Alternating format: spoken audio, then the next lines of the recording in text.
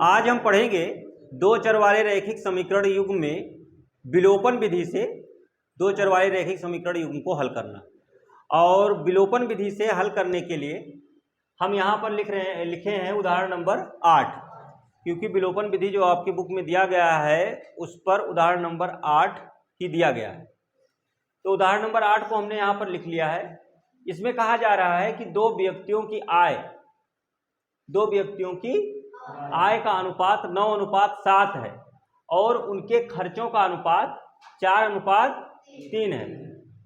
यदि प्रत्येक व्यक्ति प्रति महीने में 2000 रुपये बचा लेता है तो उनकी मासिक आय ज्ञात कीजिए। समझ रहे हो ना? कोई दो व्यक्ति हैं, उनके आय का अनुपात मतलब जो कमा रहे हैं 9:7 है। 9:7 का मतलब अगर एक 9 कमा रहा है तो दूसरा एक 9000 कमा रहा है तो दूसरा, ठीक, ऐसे समझ लीजिए। और खर्च कैसे है? उनके खर्चों का अनुपात 4:3 है। देखो, जो ज्यादा कमा रहा है वो खर्चा भी ज्यादा कर रहा है, जो कम कमा रहा है वो खर्चा भी सही है। जो ज्यादा कमाएगा वो ज्यादा खर्चा करेगा, जो कम कमाएगा वो। यदि प्रत्येक व्यक्ति प्रति महीने में 2000 रुपये बचा लेता है, ज्यादा वाला ज्यादा खर्चा कर रहा है, कम वाला कम खर्चा कर रहा है, तो दोनों समान रूप से 2000 रुपये बचा पा रहे हैं, बचा लेता है, तो उनकी मासिक आय ज्ञात कीजिए। क्या ज्ञात करना है? मासिक आय।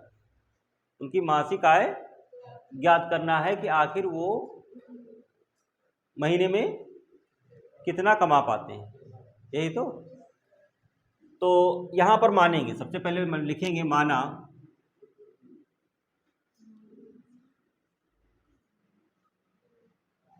दोनों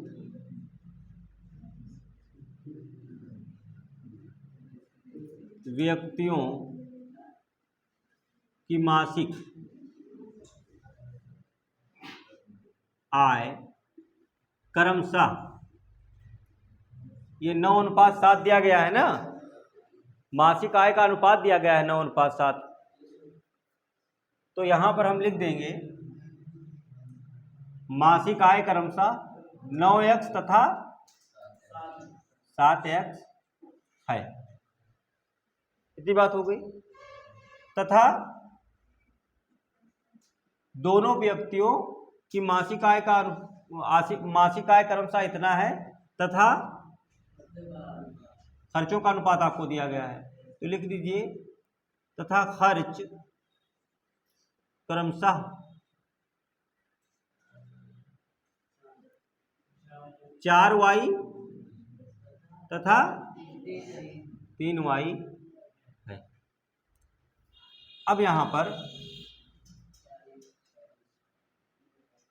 देखिए, ये है दोनों की मासिक आय और ये है दोनों के खर्च, यही तो है। तो अब यहां पर समीकरण कैसे बनेगा? प्रथम शर्त,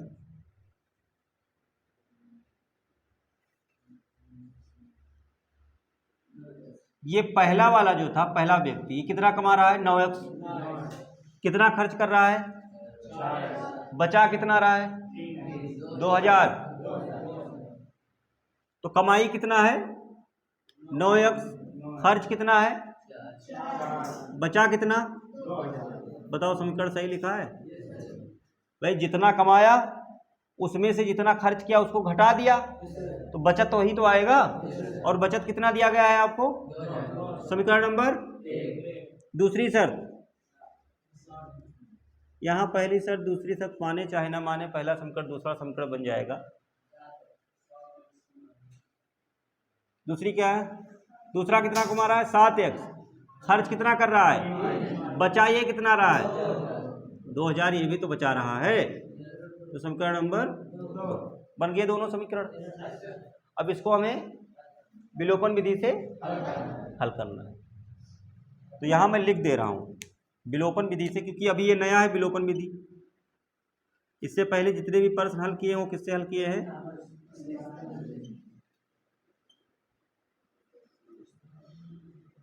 समीकरण 1 तथा 2 को मैं यहाँ पर इसलिए लिख रहा हूँ ताकि आपको पता हो कि ये विधि क्या कहलाती है, विलोपन विधि। समीकरण विलोपन विधि से समीकरण 1 तथा 2 को हल करने पर कैसे करोगे? 9x माइनस 4y बराबर 2000, ये समीकरण नंबर 1 हमने लिख लिया। 7x माइनस 3y बराबर 2000 समीकरण नंबर, यहाँ लाइन खींच लो। जो दोनों समीकरण आपको दिए गए हैं दोनों समीकरण लिख लीजिए, समीकरण नंबर 1 और 2 मान लीजिए और फिर उसके नीचे लाइन खींच दीजिए। अब सुनिए, इसके बाद आपको करना क्या है।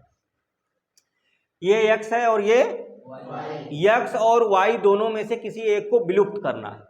विलुप्त मतलब गायब करना है, इसीलिए इसका नाम विलोपन विधि है। दोनों में से किसी एक को गायब करना है। गायब कैसे होगा? जब x का गुणांक अगर बराबर है तो उसे आप कैंसिल कर सकते हैं, या y का गुणांक बराबर हो, या तो x बराबर हो। जैसे ये 9x है, ये 7x है, बराबर तो नहीं है ना। ये 4y ये 3y बराबर तो नहीं है ना। या तो x बराबर हो या y बराबर हो, तो उसे आप माइनस करके विलुप्त कर सकते हैं, कैंसिल कर सकते हैं। तो अगर बराबर है पहले से समीकरण में, तब तो आपको कुछ नहीं करना है, नीचे चिन्ह बदलेंगे, माइनस का लगाएंगे, ठीक है। जो भी चिन्ह है उसे चेंज करेंगे, प्लस माइनस, प्लस का माइनस, माइनस का प्लस, और कैंसिल कर देंगे। लेकिन अगर बराबर नहीं है तो बराबर करना पड़ेगा पहले। अगर बराबर नहीं है तो बराबर, देखो कैसे, ये लिखा है 9x और ये लिखा है 7x। 9 और 7 का एलसीएम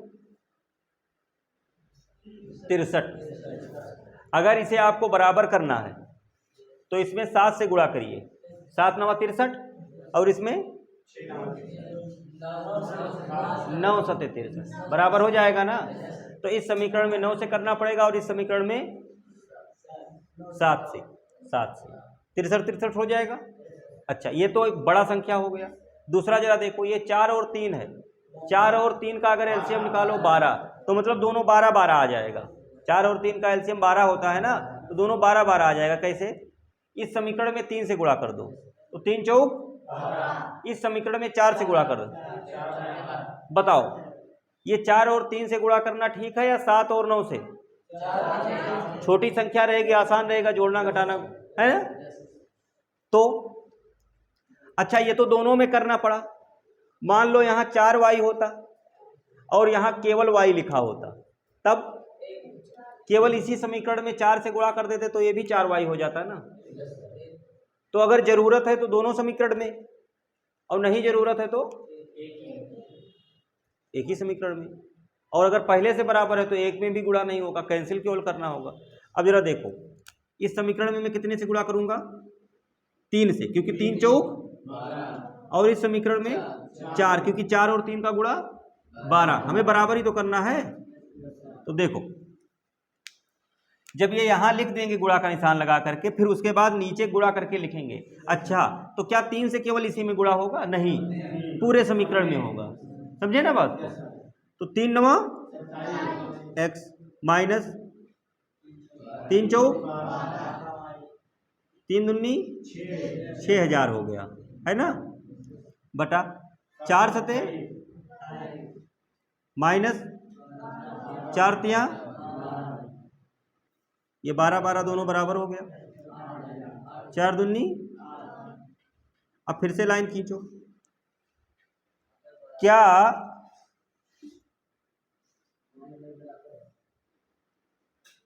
ये y बराबर है 12y, लेकिन हमें तो कैंसिल करना है ना, मतलब घटाना पड़ेगा।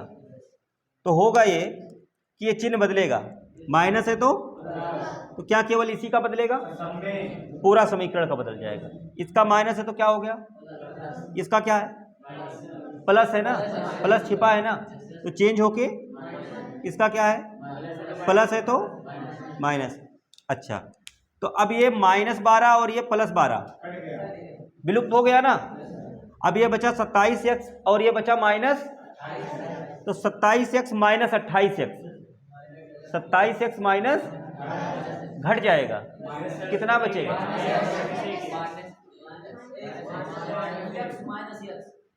-x बचेगा।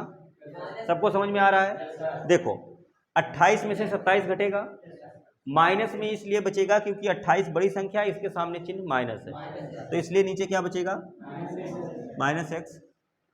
और बराबर, बराबर के बाद ये तो कट ही गया, ये 6000 या 8000, 8000 बड़ा है, उसके सामने चिन्ह माइनस का है, तो इसलिए माइनस माइनस माइनस दोनों तरफ से कट गया। तो यहां लिख दे रहे हैं एक्स बराबर कितना आ गया, एक्स बराबर 2000 आ गया, एक का मान आ गया।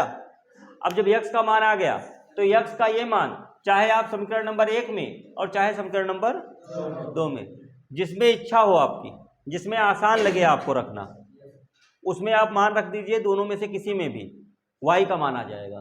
बताओ किस में रखें x का मान, पहले में दूसरे में? दूसरे में ही रख लो, क्या दिक्कत है। दूसरे में रखोगे तो 2000 का गुणा 7 से होगा, पहले में रखोगे तो 2000 का गुणा 9 से होगा, करना तो पड़ेगा ना। तो x का मान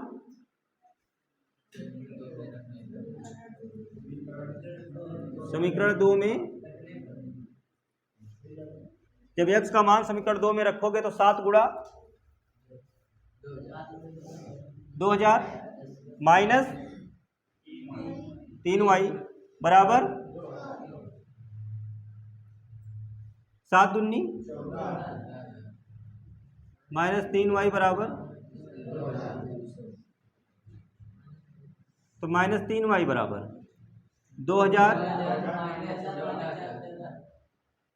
माइनस,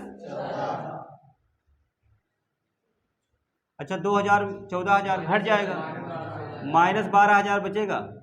माइनस क्यों बच रहा है सबको समझ में आ रहा है ना, माइनस माइनस 3 एकम 3, 3 चौक, तो 4 ही होगा, बाकी 3 जीरो, तो y बराबर, ये y का मान आ गया। आपसे पूछ क्या रहा था, अतः क्वेश्चन में क्या पूछ रहा था, उनकी मासिक आय ज्ञात कीजिए, खर्च नहीं पूछ रहा था, मासिक आय। अतः मासिक आय बराबर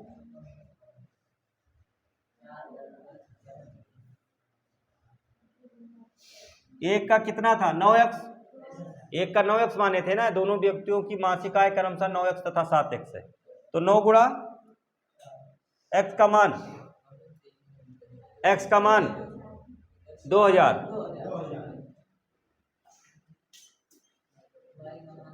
तो 9 दूनी 18,000 रुपये, 9 दूनी मासिक आय एक की है 18,000 तथा दूसरे व्यक्ति की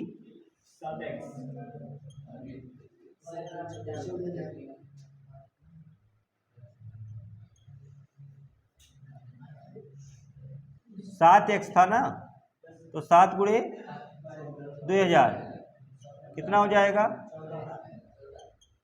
तो एक की 18,000 दूसरे की है, तो क्या आपको y का मान निकालना जरूरी था, क्योंकि y के मान की तो जरूरत ही नहीं पड़ी, क्योंकि हमसे पूछा क्या गया था मासिक आय, मासिक आय हमने तो x से ही निकाल लिया, जरूरत नहीं थी लेकिन निकाल दिए, क्योंकि आगे के क्वेश्चनों में तो निकालना पड़ेगा। तो एक की देखो, एक की जो आय है वो 18,000 है और एक का, अब ये अनुपात कहाँ से दिया गया था हमें, जब 18,000 बटे 14,000 लिखोगे तो 0 0 कट जाएगा, और 2 से काटोगे तो 2 9 18 2 सते, तो 9/7 ही तो आएगा, तो वहीं से अनुपात दे दिया गया। कुल मिला के ये क्वेश्चन हल हो गया।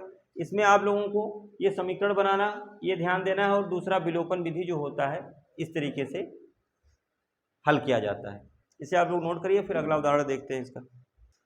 देखिए अब उदाहरण नंबर 9 में हमसे कह रहा है कि विलोपन विधि का प्रयोग करके निम्न रैखिक समीकरण युग्म के समीकरण के संभव हल ज्ञात कीजिए। अगर कोई हल इसका संभव है तो वो ज्ञात करिए। और यहाँ पर हमने पूरा नहीं लिखा है, आपके प्रश्न में लिखा गया है कि विलोपन विधि का प्रयोग करके इसके संभव हल ज्ञात कीजिए। और ये दो समीकरण दिए गए हैं, 2x + 3y बराबर 8 और 4x + 6y बराबर 7। इसको हमने समीकरण नंबर 1 और इसको हमने समीकरण नंबर 2 मान लिया है। समझ में आई बात? अच्छा, तो ये जो समीकरण नंबर 1 और समीकरण नंबर 2 है, इस दोनों में हमें ये देखना है कि x का जो गुणांक है वो या तो वो बराबर हो या तो y, लेकिन अभी तो कोई बराबर नहीं दिख रहा है, ना x बराबर है ना ये 4x है, ये 2x है, ये 6y है, ये अच्छा। अगर मैं यहां पर 2 से गुणा कर दूं इस समीकरण में तो 2 दूना हो जाएगा ना, और इसमें भी गुणा हो जाएगा तो 2 3 6 हो जाएगा, ये भी बराबर हो जाएगा, तो ये तो दोनों बराबर हो जाएगा। तो फिर होगा क्या, देखो गुणे 2 कर दिया, 2 दूना प्लस 6y 16, 8 दूनी 16, और ये 4x, ये लाइन खींच ली। अब इसको मुझे कैंसिल करना है तो यहाँ चिन्ह बदलिए, माइनस है तो प्लस, तो पूरे का बदलेगा, प्लस है तो प्लस है तो, अब ये प्लस 4x से माइनस 4x कैंसिल हो गया, लेकिन ये भी तो कैंसिल हो रहा है, प्लस 6y माइनस 6y, तो बचा क्या इधर 0, कुछ बचा ही नहीं इधर, बराबर 16 में से 7 जाएगा तो 9। अब बताओ 0 बराबर 9 आ गया, क्या ऐसा हो सकता है 0 9 के बराबर हो सकता है, नहीं हो सकता है, यह है असत्य कथन है। अतः हमने जब पीछे आप लोगों को पढ़ाया है प्रतिस्थापन विधि में तब भी ये स्थिति मिली थी, अगर दोनों तरफ बराबर आ जाए संख्या, x y कट जाए, दोनों तरफ बराबर आ जाए तो अपरिमित रूप से अलेख हल, और अगर बराबर ना आए, x y भी ना बचे और बराबर भी ना हो, जैसे ये 0 बराबर 9 आ गया, तो इसे क्या होता है, क्या पता चलता है कि यह असत्य कथन है, अतः समीकरण युग्म का कोई हल नहीं है। तो हम यहाँ लिखेंगे अतः समीकरण युग्म का कोई भी संभव हल नहीं है। ठीक है, तो इसे आप लोग नोट कर लीजिए और फिर अगला देखते हैं। देखिए उदाहरण नंबर 10 जो है, इसमें आपसे कहा जा रहा है कि 2 अंकों की एक संख्या एवं उसके अंकों को उलटने पर बनी संख्या का योग 66 है। यदि संख्या के अंकों का अंतर 2 हो तो संख्या ज्ञात कीजिए, ऐसी संख्याएं कितनी हैं। अब बात को ध्यान से सुनो, इसमें कह रहा है 2 अंकों की एक संख्या, तो अगर 2 अंकों की एक संख्या है, ठीक है, कुछ भी हो सकती है, जैसे 2 और 5 भी हो सकता है, तो देखिए ये सब 2 अंकों की संख्या है। जब कोई भी 2 अंक की संख्या होगी तो उसमें एक इकाई का अंक होगा और एक, कोई भी 2 अंक की संख्या अगर आपके पास होगी, आप लिखेंगे तो उसमें एक इकाई होगा, एक, जैसे यहाँ पर इकाई का अंक दहाई का, इकाई का दहाई का, इकाई का दहाई का। आपसे क्वेश्चन में क्या कहा गया है, 2 अंकों की एक संख्या, इसका मतलब अगर 2 अंकों की संख्या है तो उसमें एक अंक इकाई का होगा और एक अंक दहाई का होगा। तो जब एक इकाई का होगा एक दहाई का होगा तो सबसे पहले इसी को मानेंगे, माना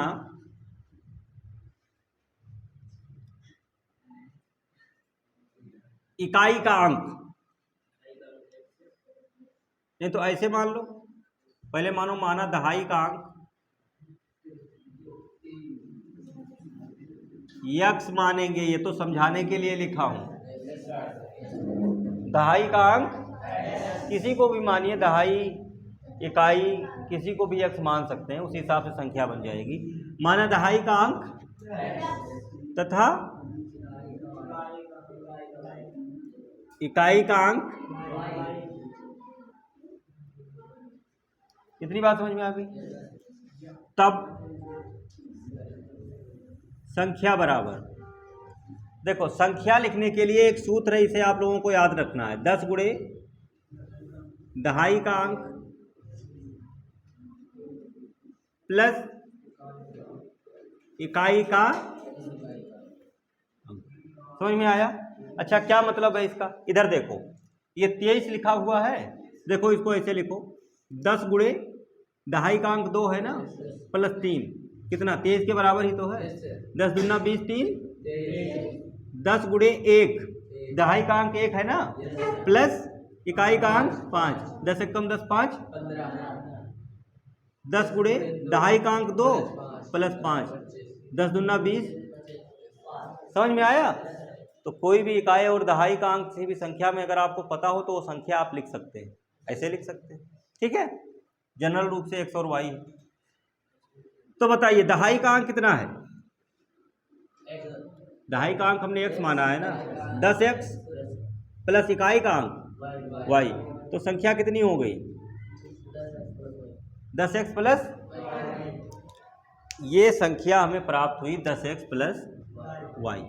ठीक, इसका हमें जरूरत पड़ेगा अभी। अब आगे देखिए, कह रहा है दो अंकों की एक संख्या एवं उसके अंकों को उलटने पर बनी संख्या का योग 66 है। प्रथम शर्त, संख्या मिल गई। अब प्रथम शर्त यहां पर लिखते हैं, दो अंकों की एक संख्या, दो अंकों की एक संख्या क्या है? 10x प्लस, एवं इस संख्या के अंकों को उलटने पर बनी संख्या। अब अगर इस संख्या के अंकों को उलट देंगे, उलटने का मतलब दहाई को इकाई कर दीजिए और इकाई को दहाई कर दीजिए, तब नई संख्या क्या बनेगी? x की जगह पर y आ जाएगा और y की जगह पर, उलटने से यही तो बनेगा। इधर देखो, ये दो अंकों की एक संख्या है, संख्या के अंकों को उलट दीजिए तो 3 2 हो गया, इसको उलट दीजिए 5 1 हो गया, इसको उलट दीजिए 5 2 हो गया। यही तो उल्टा, दहाई इकाई की जगह पर आ गया, इकाई दहाई। उलटने का मतलब यही होता है। तो कह रहा है कि दो अंकों की एक संख्या जो हमने ये प्राप्त की एवं उसके अंकों को उलटने पर बनी संख्या का योग, तो ये हमने संख्या लिखी और प्लस लगा के क्या लिखेंगे? 66 नहीं लिखेंगे, अंकों को उलटने से जो संख्या बनेगी वो लिखेंगे। अंकों को उलटने से कौन सी संख्या बनेगी? अंकों को उलटना है, 10 को नहीं उलटना है। अंकों को उलटने से मतलब है x की जगह पर y कर दीजिए और y की जगह पर, बस अंकों को उलटने का मतलब इतना है। जब आपसे अंकों को उलटने के लिए कहे तो जैसे यहां पर हमने दहाई को x माना था तो ये 10 के साथ है और इकाई को y माना था तो अलग है। अंक जब पलटेंगे तो 10 के साथ y आ जाएगा और x अकेले हो जाएगा, बस ये हो गया। तो संख्या और अंकों को उलटने पर बनी संख्या का जो योग है वो कितना है? 66 है। तो दोनों को जोड़ दिए ना, बराबर कितना? 66। बस संख्या और उसके अंकों को उलटने पर बनी संख्या का योग, मतलब जब दोनों को जोड़ा जाता है तो कितना आ जाता है? ये हमने 66 लिख दिया। 10x और ये 1x, ये 10x और ये कितना हो गया? 10y और 1y बराबर 66 आ गया। देखो ये 11 भी 11 से कट जाएगा, ये भी 11 से कट जाएगा और 66 भी, तो बटे 11 11 11 11 11 6, तो x प्लस वाई बराबर समीकरण नंबर 1। इसके बाद दूसरी शर्त, ये पहला समीकरण प्राप्त हुआ। दूसरी शर्त में देखो क्या कह रहा है, योग 66 है। यदि संख्या के अंकों का अंतर 2 हो, संख्या के अंकों का अंतर, हमसे कह रहा है संख्या के अंकों का अंतर, तो हमें ये नहीं बता रहा है कि दहाई में से इकाई घटाओ या इकाई में से, बस केवल इतना कह रहा है संख्या के अंकों का, दोनों अंक ही तो हैं। तो जब ये नहीं कह रहा है तो हम एक बार तो लिखेंगे x माइनस वाई बराबर समीकरण नंबर 2 तथा y माइनस एक्स बराबर समीकरण नंबर 3, क्योंकि उसने कहा है संख्या के अंकों का अंतर 2 है। तो ऐसा भी हो सकता है कि दहाई में से इकाई घटाने पर 2 आए और वो इकाई में से दहाई घटाने पर, दोनों कंडीशन है, दोनों चीज़ें तो संभव हैं। तो इसलिए हम इसको 2 समीकरण बना लेंगे। अब ये समीकरण 1, समीकरण 2, समीकरण 3 समीकरण बन गया। अच्छा, इसके आगे कह रहा है तो संख्या ज्ञात कीजिए, ऐसी संख्याएं कितनी है। तो सुनो, अब समीकरण 1 और 2 को हल करेंगे तो एक संख्या मिल जाएगी, फिर समीकरण 1 और 3 को हल करेंगे तो एक और संख्या मिल जाएगी, तो कुल मिला के 2 संख्याएं हमें मिलेगी। समझे? तो पहले समीकरण 1 और 2 को विलोपन विधि से हल करेंगे और फिर उसके बाद समीकरण 1 और 3 को विलोपन विधि से हल करेंगे। तो शुरू किया जाए हल करना। देखो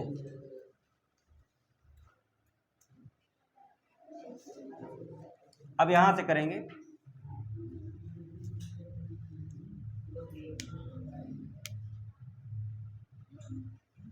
समीकरण 1 तथा 2 से इनको हल करेंगे। समीकरण 1 क्या है? x प्लस वाई बराबर 6। समीकरण नंबर दूसरा x माइनस वाई बराबर। समीकरण नंबर, अब जरा बताओ इसमें बराबर है पहले से x या y या गुणा करने की जरूरत है? बराबर है। ये x भी बराबर है और ये y भी बराबर है, तो काटे किसको? y को, क्योंकि इसमें चिन्ह नहीं बदलना पड़ेगा। अगर आप देखें ध्यान से तो ये प्लस वाई, ये माइनस वाई, तो इसमें तो चिन्ह बदलने की जरूरत ही नहीं है ना, तो इसको कैंसिल कर दीजिए। अब बचा क्या? x दोनों प्लस में है, x जुड़ के बराबर 6 और 2, 2 1 कम 2 2 चौक, तो x बराबर 4। x का मान, x का मान चाहे समीकरण 1 में रखो चाहे समीकरण 2 में, अभी 3 से कोई मतलब नहीं है, तो समीकरण 1 में रखा जाएगा। x का मान समीकरण 1 में,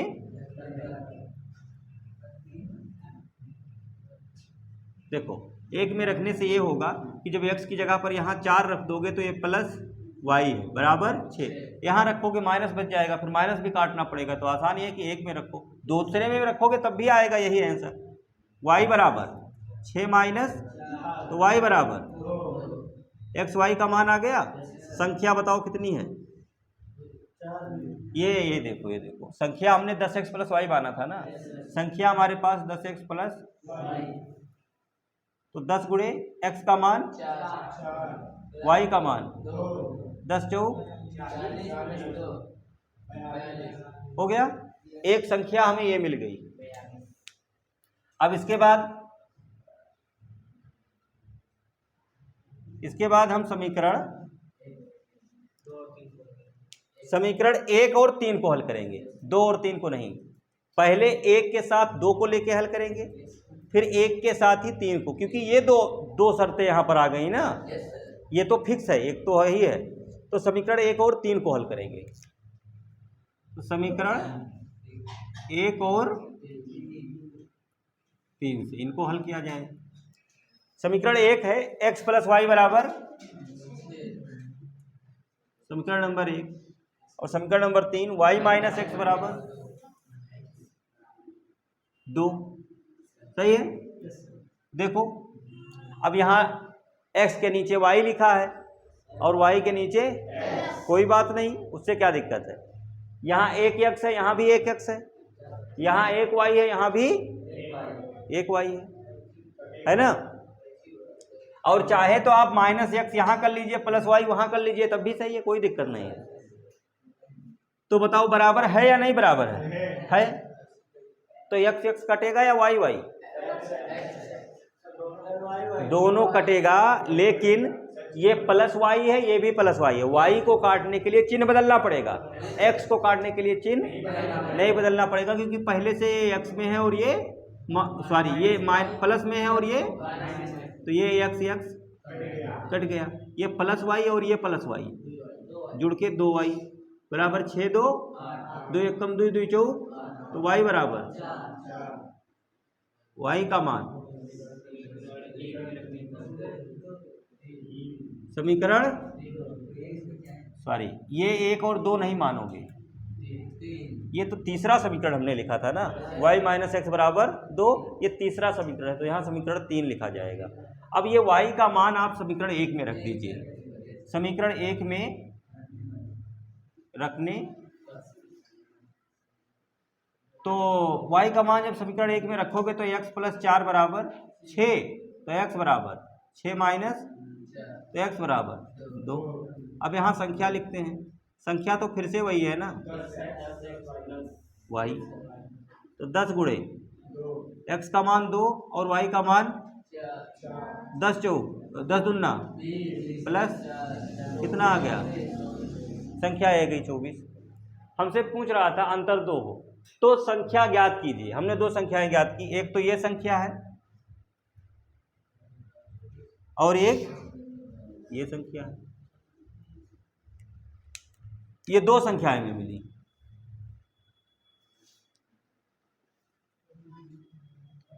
याद कर लिया।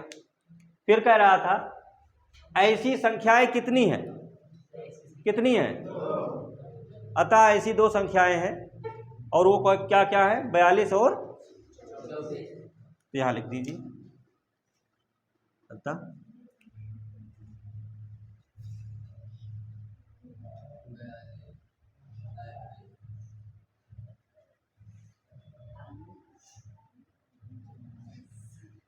बयालीस और 24 हैं। ऐसी दो संख्याएं 42 और 24। इस प्रकार ये प्रश्न हल हो जाता है। इसे आप लोग नोट कर लीजिए। ये उदाहरण खत्म हो गया। इसके बाद की जो प्रश्नावली है वो होमवर्क में रहेगी और उसे लगाइए। जितने क्वेश्चन आप लोग लगा सकते हैं और जो भी उसमें प्रश्न दिया गया उसको विलोपन विधि से हल करना है और इस प्रकार भी जितने प्रश्न है उसे हल करना है। फिर उसके बाद में हम उसे हल करवाएंगे कल। ठीक है, इसे नोट कर लीजिए।